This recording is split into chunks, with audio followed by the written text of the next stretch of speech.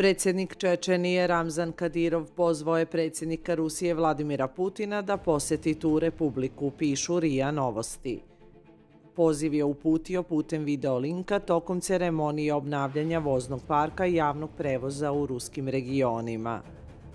Kako je navedeno, Kadirov se zahvalio predsjedniku Rusije na pomoći i obnavljanju transportnog sektora u republici i uopšte na pažnji prema Čečeniji.